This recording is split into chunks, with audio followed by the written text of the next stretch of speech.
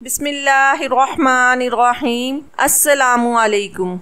मेरी शादी आपसे होगी। मैं अपने ध्यान में सामने रखी कॉपियां चेक कर रही थी जब अचानक मजबूत आवाज सुनकर मैं चौंकी और सामने देखा। क्या? मुझे लगा मुझे सुनने में कुछ गलती हुई है। तभी मैंने उससे दोबारा पूछा, मेरी शादी आपसे ही होगी और आप ही मेरी दुल्हन बनोगी? उसने एक बार फिर कहा तो मैं कुछ देर उसे देखती रही, जो बहुत रौबदार अंदाज में अपनी बात कर रहा था, जैसे उसकी बात सच ही हो जाएगी। और हैरत तो मुझे उसके मजबूत अंदाज और पुरएतमाद लहजे पर हो रही थी, जो वो बिना डरे मुझसे ये सब कह रहा था। तुम मुझसे ये सब कह रहे हो, मतलब पता है इसका? मैंने हैरानगी से उससे सवाल किया तो फिर उसने तेजी से सर हिलाया। हाँ, आपसे शादी करूँगा और आप ही मेरी दुल्हन बनोगी। एक बार फिर बोला तो अब की बार मैं खिलखिला कर हंस पड़ी। मैं उसकी बात को मजाक ही समझती थी। तभी मैंने उसे डांटा नहीं, बल्कि उसकी बात को सिरे से नजरअंदाज कर दिया और उसे उसकी जगह पर वापस भेज दिया और फिर से अपने काम में मसरूफ हो गई। इस दौरान मेरी जब भी उस पर नजर पड़ती तो मेरे जहन में उसकी कुछ देर पहले की गई बात घूम जाती, जिस पर मैं फक्त मुस्कुरा कर रह जाती। वो बच्चा बेहद ज़हीन और खूबसूरत था और क्लास में काफी नुमाया होता था। यही वजह थी कि वो बाकी टीचर्स की तरह मेरी नजर में भी था। मेरे पढ़ाने का एक असूल है कि मैं सब बच्चों को यकसा रखती और सबके साथ मुसावी सलूक करती हूँ। किसी भी बच्चे को उसकी जहानत की बिना पर दूसरे बच्चों पर तरजीह नहीं देती, क्योंकि मैं खुद भी ऐसे वक्त से गुजर चुकी हूँ और अच्छे से जानती हूँ कि जब टीचर्स फेवर टर्म्स करते हैं तो बहुत बुरा लगता है। तभी मैं हमेशा इस चीज से परहेज करने की कोशिश करती थी। मैंने उस बच्चे की बात को नजरअंदाज कर दिया कि वो बच्चा था जिसकी ऐसी किसी भी बात को संजीदा लेने की जरूरत नहीं थी, लेकिन उसकी बचकाना बात को मैंने इंजॉय जरूर किया था। छुट्टी के वक्त मैं स्कूल से निकल आई। मेरा रुख अब घर की तरफ था ताकि जल्दी से घर पहुंचकर आराम कर सकूं। कुछ ही देर में मैं घर पहुंच गई, फ्रेश होकर खाना खाया और फिर आराम करने के लिए लेट गई। अभी मैंने अपनी आंखें बंद ही की थी कि कमरे का दरवाजा खुला और कोई अंदर दाखिल हुआ। खटके की आवाज पर मैंने आंखें खोलकर देखा तो आने वाली मेरी माँ थी। मैं सीधी होकर बैठ गई तो वो मेरे सामने आकर बैठी। खैरियत, आप तो आराम कर रही थी? मैंने पूछा तो वो मुस्कुरा दी। हाँ, मगर मुझे तुमसे एक जरूरी बात करनी थी, इसीलिए चली आई, मेरी माँ ने कहा। तो मैंने अचंभे से कहा, अचंभे से उनको देखा कि ऐसी कौन सी जरूरी बात थी जो वो मुझसे अपना आराम छोड़कर करने आ गई। जी कहिए, ऐसी कौन सी बात है जो आप करना चाहती हैं? मैंने हैरत का मुजाहिरा किया तो वो फिर एक बार मुस्कुरा दी और नरमी से मेरा हाथ थाम लिया। हाँ, बहुत जरूरी बात है और अभी इसीलिए तुमसे करना चाहती हूँ क्योंकि तुम्हारे अब्बा को रात को मैंने जवाब देना है। अब की बार मेरी माँ ने बताया तो मैं मजीद उलझी और इसी उलझन में अपनी माँ को देखा। दरअसल अब तुम्हारी शादी की उम्र हो गई है तो तुम्हारे अब्बा तुम्हारी शादी कर देना चाहते हैं। इस मकसद के लिए उन्होंने एक रिश्ता भी देखा है। लड़का अच्छा और पढ़ा लिखा है, खाते पीते लोग हैं जिनको किसी चीज की कोई कमी नहीं।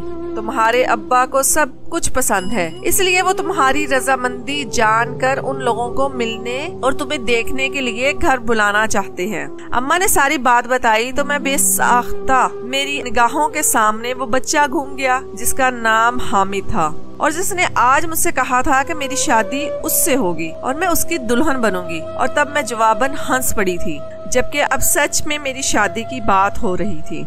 कहाँ खो गई? मैं अपनी माँ के सवाल पर चौंक कर होश में आई और कहा कि नहीं, कुछ नहीं, मैं कुछ और सोच रही थी। जैसा आपको मुनासिब लगे आप कीजिए।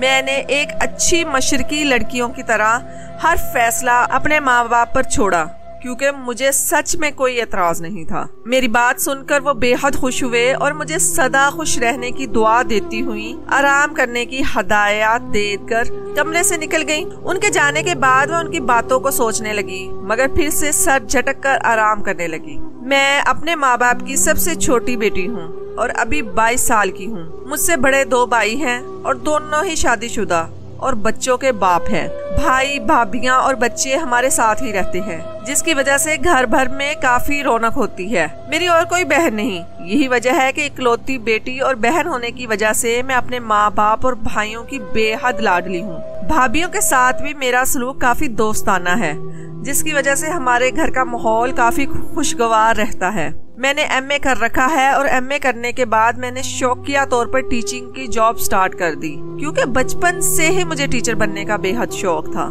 जॉब करना मेरी मजबूरी नहीं थी, बल्कि सिर्फ शौक की खातिर मैं ये जॉब कर रही थी। मेरे अब्बा की अपनी रेडीमेड गारमेंट्स की फैक्ट्री है, जहाँ से एक महीने में हमारी सोच से भी ज्यादा आमदन हो जाती है, और अब्बा की फैक्ट्री का काम दिन ब दिन बढ़ता जा रहा है, जिससे मुनाफा भी ज्यादा होता है। मेरा भाई और अब्बा इस फैक्ट्री को संभालते हैं और यूँ हमारी जिंदगी बेहद खुशगवार और मुतमईन सी गुजर रही है। मुझे इस स्कूल में जॉब करते हुए 3 महीने हो चुके थे। अब्बा को मेरा जॉब करके खुद को थकाना पसंद नहीं था, मगर मेरी ख्वाहिश के आगे वो हार मान गए।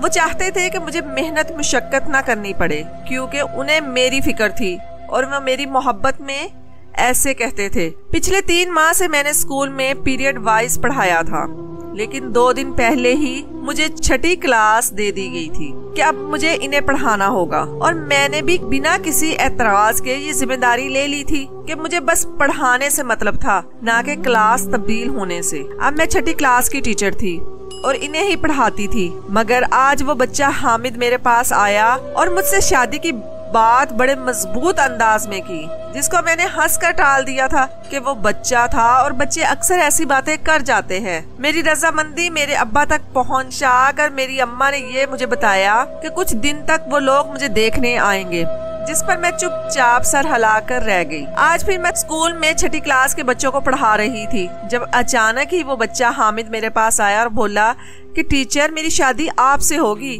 और आप ही मेरी दुल्हन बनोगी। मैं उसकी बात फिर से सुनकर हैरान हो गई, मगर फिर बेअख्तियार हंसकर उसकी बात टाल गई कि वो बच्चा है और उसमें बेमायनी बात पर उस बच्चे को मैं क्या कहूँ सिवाय उसकी बात के हंसने पर। मैंने आज फिर उसकी बात टाल दी और मुझसे ये बात कहने के बाद वो फिर जाकर अपनी जगह पर बैठ गया। मेरे जहन से ये बात बाकी बच्चों में मसरूफ होकर आगी होगी, मगर आने वाले चंद दिनों में मुझे अच्छे से अंदाजा हो गया कि वो बच्चा अपनी बात पर कितना पक्का था, क्योंकि वो मुझे हर रोज आकर यही बात कहता था कि मेरी शादी आपसे होगी और आप ही मेरी दुल्हन बनोगी। पहले पहल मैं उसकी बात को हंसकर या मजाक में टाल जाती, मगर आखिर कब तक मेरी बर्दाश्त का मादा लबरेज होने लगा और लगता था कि किसी भी दिन उस पर आया गुस्सा मैं उसी पर उतार दूंगी। मुझे समझ में नहीं आता था कि वो बच्चा मुझसे यूं क्यों बात कर रहा है, और वो भी बिला नागा। मैंने उसे डांट डपट कर उसको बात करने से बाज रखना चाहा,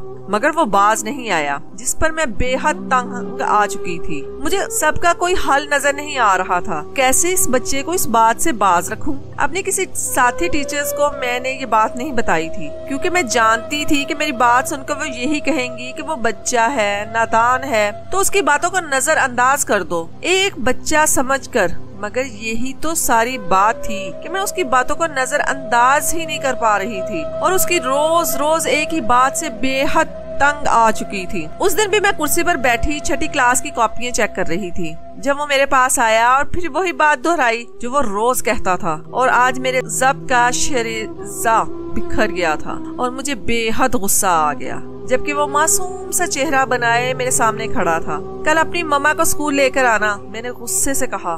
मैंने उसकी माँ को इसलिए बुलाना चाहा था ताकि उससे बात करके उसके बच्चे की हरकत के बारे में बता सकूं, ताकि वो उसे मना करे, मगर अपनी माँ की बात तो जरूर मान जाता।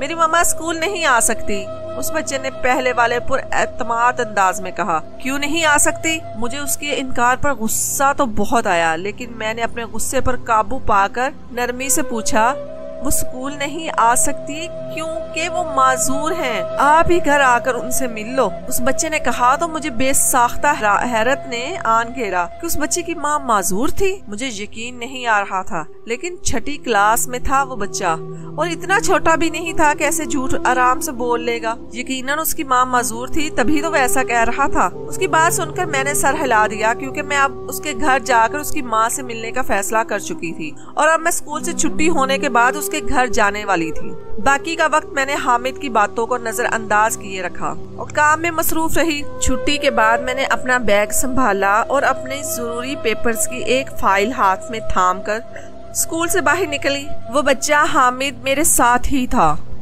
क्योंकि मेरे साथ साथ इस बच्चे को भी याद था कि मुझे उसके घर जाना है, उसकी माजूर माँ से मिलने। काफी देर यूं ही सड़कों और गलियों में पैदल चलते हम तकरीबन 20 मिनट में उसके घर पहुंच चुके थे, जो ज्यादा बड़ा नहीं था बल्कि छोटा सा पुराना घर था। मैं उस बच्चे के साथ घर के अंदर दाखिल हो गई। घर की दरो दीवार से अजीब सी वीरानी और वहशत सी टपक रही थी, जिसे देखकर मैं कुछ परेशान हुई, मगर फिर हौसला करके हामिद की माँ को ढूंढने लगी, जो मुझे कहीं भी नजर नहीं आई। एक कमरे से होते दूसरे कमरे और फिर बरामदे और किचन में, गर्ज पूरे घर में झांक लेने के बाद भी मुझे हामिद की माँ नजर नहीं आई, जो बकौल हामिद के माजूर थी। वो भी एक तरफ खड़ा था और चुपचाप मुझे देख रहा था।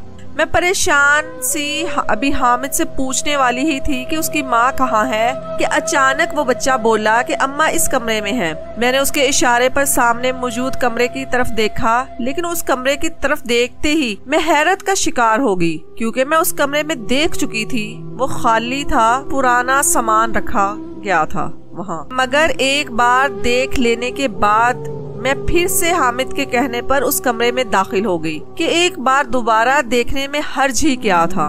जो मैंने अंदर कदम रखा, मेरे पैरों तले से जमीन निकल गई, क्योंकि मेरे पीछे एक सख्त और मर्दाना सी आवाज उभरी थी। मैंने हवास बाख्ता होकर तेजी से पीछे मुड़कर देखा तो मैं खौफ से बेसाख्ता चीख उठी, क्योंकि सामने ही एक लंबा तगड़ा सा मर्द अपनी शररबार निगाहों से मुझे घूर रहा था। कौन हो तुम? मैंने गुस्से से पूछा। दरवाजा खुला हुआ था, लेकिन हामिद कहीं नहीं था और दरवाजे के सामने वो आदमी खड़ा था, जिसके सामने से गुजरकर मैं बाहर नहीं निकल सकती थी। वो कौन था मैं नहीं जानती, लेकिन मुझे उससे बेतहाशा खौफ महसूस हो रहा था। मुझे अब पछतावा हो रहा था कि मैंने क्यों हामिद की बात मानी और क्यों उसके साथ यहाँ चली आई। मैं हामिद का बाप हूँ और अब तुम्हारी शादी हामिद से होगी। हामिद के बाप ने कहा तो मेरी आंखें हैरत से फटी की फटी रह गईं। ये क्या बकवास कर रहे हो तुम? मैं हैरानगी से चिल्ला उठी, जिस पर उस शख्स ने नागवारी से मुझे देखा। आवाज नीची रख कर बात करो, इस आदमी ने गुस्से से गरा कर कहा। तुम आवाज नीची रख कर बात करो और चलो निकाह अभी होगा। ऐसे कैसे? वो 12 साल का है और मैं 22 साल की। वैसे भी मेरी शादी होने वाली है।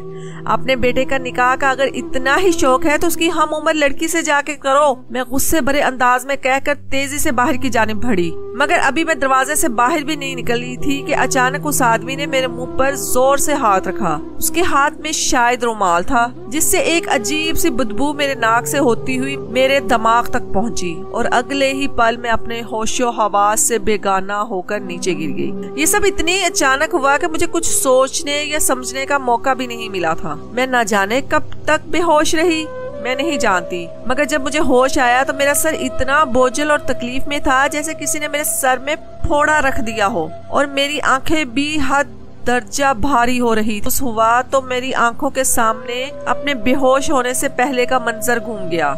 इस मंजर को याद आना था कि मेरी रीढ़ की हड्डी में सनसनाहट हुई। मैंने खौफ के बारे तेजी से इधर उधर नजरें घुमाकर देखा तो ये देखकर मेरे खौफ में मजीद इजाफा हुआ कि मैं किसी वीरान और बसीदा से कमरे में थी, जहाँ काट कबाड़ रखा हुआ था और वहाँ से नागवार सी बदबू उठ रही थी। ये वो उस घर का कमरा नहीं था जहाँ हामिद मुझे लेकर आ गया था, बल्कि ये कोई और ही जगह थी। मुझे अब पछतावा हो रहा था कि मैंने क्यों हामिद की बात मानी, क्यों उसके घर गई।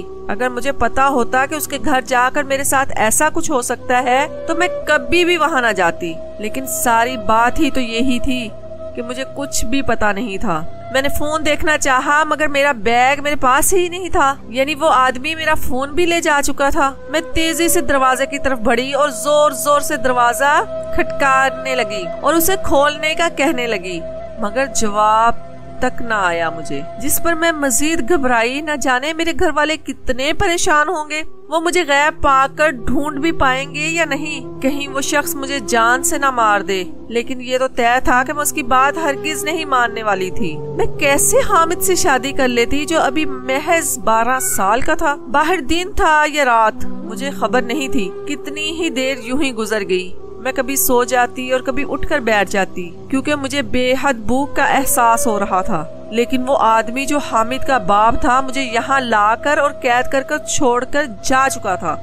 और पलटकर मेरी खबर भी नहीं ली थी। इस कश्मकश और परेशानी में मैं सो गई और दोबारा मेरी आंख खटके की आवाज पर खुली। मैंने आंखें खोलकर देखा तो मेरे सामने वही शख्स अंदर दाखिल हो रहा था। उसके हाथ में एक शॉपर था जो उसने मुझे थमा कर कहा कि ये लो खाना खा लो।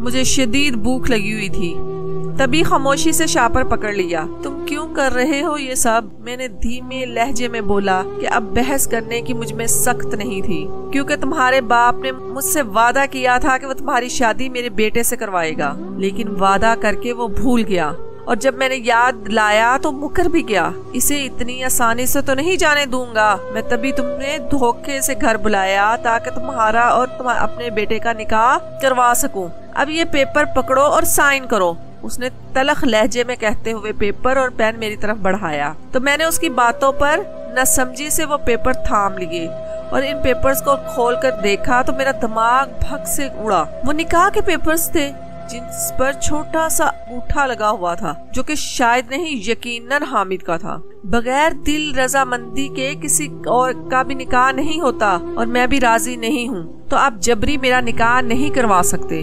और मुझे अपने बाबा पर पूरा यकीन है, वो कभी भी मुझसे 12 साल छोटे बच्चे के साथ निकाह करने का वादा किसी से नहीं कर सकते। मैंने तड़क कर कहा तो वो तेज से देखने लगा। तुम्हें तुम्हारे बाप ने नहीं बताया होगा, मगर यही सच है कि तुम्हारे बाप ने मुझसे वादा किया था कि वो तुम्हारा निकाह मेरे बेटे से करवाएगा।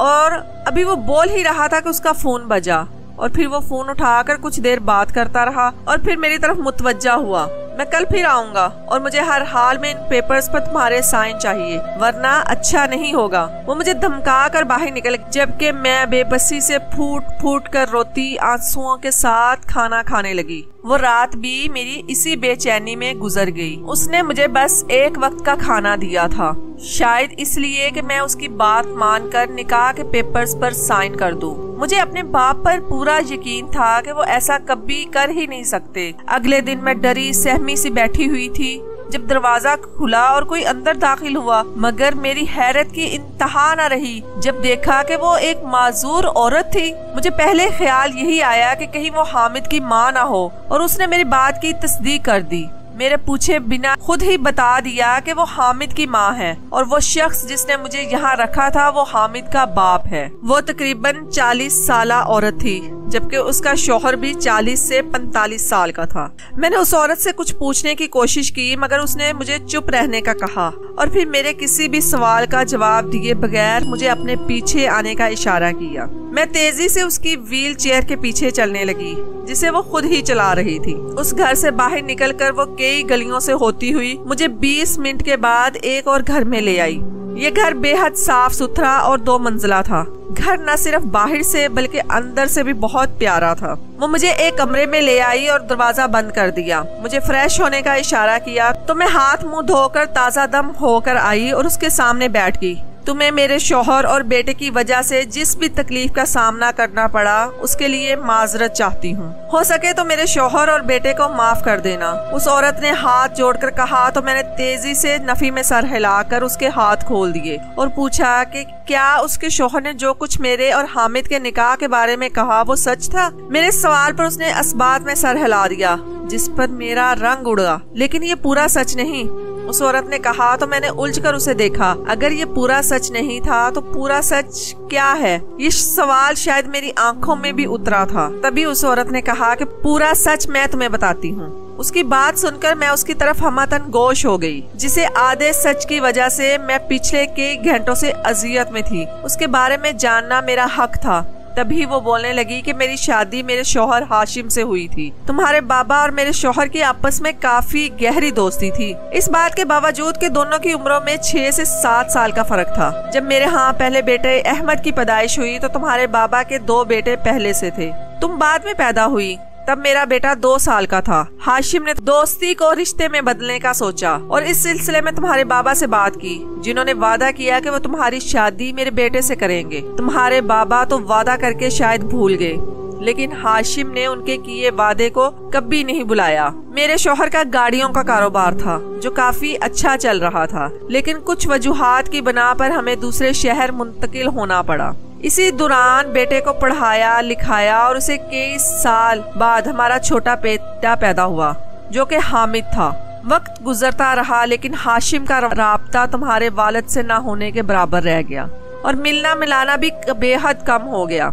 अहमद को तुम्हारे बारे में पता था कि तुम्हें उसके लिए मांग लिया गया है और वह इस रिश्ते पर खुश भी था, मगर अहमद तब 18 साल का था जब मेरा एक्सीडेंट हो गया। इस एक्सीडेंट में मेरी टांगे जाया हो गई। मेरा एक्सीडेंट तुम्हारे भाई की गाड़ी से हुआ था। अगर वो चाहता तो मुझे अस्पताल पहुंचाकर मेरी मदद कर सकता था, जिससे मैं आज माजूर ना होती, लेकिन वो भाग गया। इस बात का पता हाशिम को चल गया कि मेरी हालत का जिम्मेदार उसके बेहतरीन दोस्त का बेटा था।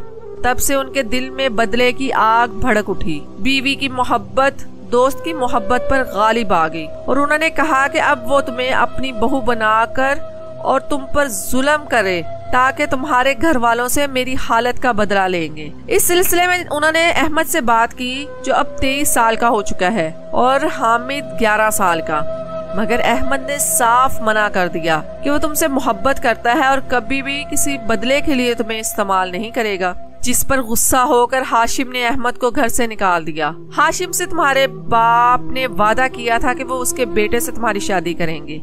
अब बेटा जो भी होता जिस भी उम्र में, तभी हाशिम ने अहमद को छोड़कर हामिद को चुन लिया और तुम्हारे बाबा से बात की, जिस पर वो इनकार कर गए कि वो अपने वादे की लाज के लिए अपनी 22 साला बेटी की शादी तुम्हारे 12 साला बेटे से नहीं करवा सकते।